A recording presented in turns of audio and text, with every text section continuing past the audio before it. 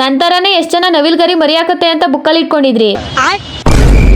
Hello ನಮಸ್ತೆ. ಸೂರ್ಯೋದಯ ಆಗಿ 2 ಅವರ್ ಆದ್ಮೇಲೆ ನಾನು ಕೂಡ ಈಗ ರೆಡಿಯಾಗಿ ನನ್ನ ಕಂದಮ್ಮನ್ ತಗೊಂಡು ನಮ್ಮೂರು ಹೊರಟೆ. ಇಲ್ಲಿಗೆ ಬಂದು ಈ ಚೀಲು ಜೊತೆ ನಮ್ಮ ಅಮ್ಮನ್ ಕರ್ಕೊಂಡು ಕಾಲ್ನಡಿಗೆಯಲ್ಲೇ ತೋಟಕ್ಕೆ ಬಂದ್ವಿ. ಇಲ್ಲಿ ನೋಡಿದ್ರೆ ಎಲ್ಲ ಕಲ್ಪವೃಕ್ಷಗಳೇ ಇದ್ದು.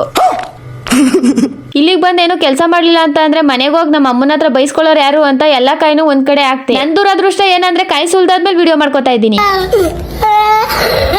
ಸುಲ್ದಿರೋ ಕಾಯಿಗಳನ್ನೆಲ್ಲ ನಮ್ಮ ಮಾತೃದೇವಿಯವರು ಚೀಲಕ್ಕೆ ಹಾಕೋತಾ ಇದ್ರು. ಈ ಸಂದರ್ಭದಲ್ಲಿ ನಮ್ಮ ಮಾತೃದೇವಿಯವರಿಗೆ ಬಿಸ್ಲರಿ ವಾಟರ್ ಕೊಡಕ್ ಹೋದ್ರೆ ನಮ್ಮಮ್ಮ ಬೇಡ ಹೋಗ್ ಅಂದ್ಬಿಟ್ರು. ಹಾಗೆ ದಾರಿಲಿ ಹೋಗುವಾಗ ನವಿಲ್ಗರಿ ಸಿಕ್ತು. ಇದು ನೋಡಿ ನನ್ಗನ್ಸಿದಿಷ್ಟೇ. ನಂತರನೇ ಎಷ್ಟು ಜನ ನವಿಲ್ಗರಿ ಮರಿ ಹಾಕುತ್ತೆ ಅಂತ ಬುಕ್ಕಲ್ಲಿ ಇಟ್ಕೊಂಡಿದ್ರಿ, ಕಮೆಂಟ್ ಹಾಕ್ರಪ್ಪ. ಬುಕ್ಕಲ್ಲಿ ಎಷ್ಟೇ ವರ್ಷ ನವಿಲ್ಗರಿ ಇಟ್ಕೊಂಡ್ರು ಮರಿನೂ ಹಾಕ್ಲಿಲ್ಲ, ಚೇಂಜಸ್ ಕೂಡ ಆಗ್ಲಿಲ್ಲ. ಈ ನವಿಲ್ಗರಿಗೆ ಕಣ್ಣೇ ಇಲ್ಲ ಅಂತ ಎಸ್ಬಿಟ್ಟೆ.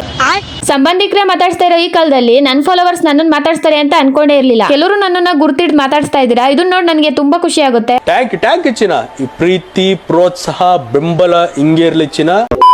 ಸುಲ್ಸಿರೋ ಕಾಯಿಗಳನ್ನೆಲ್ಲ ತಗೊಂಡು ನನ್ನ ಕಂದಮ್ಮನ ಜೊತೆ ಕಾಯಿ ಮಂಡಿಗೆ ಬಂದು ನಾವು ಕೂಡ ನಮ್ಮ ಮನೆ ಕಡೆಗೆ ಹೋಗೋ ಟೈಮ್ ಅಂತೂ ಬಂತು. ಮನೆ ಕಡೆಗೆ ಬಂದ್ವಿ. ಇಲ್ಲಿ ನೋಡಿದ್ರೆ ನಮಗೋಸ್ಕರ ನಮ್ಮನೆ ಚಿಕ್ಕ ಮಿನಿಸ್ಟ್ರು ಕಾಯ್ತಿದ್ರು.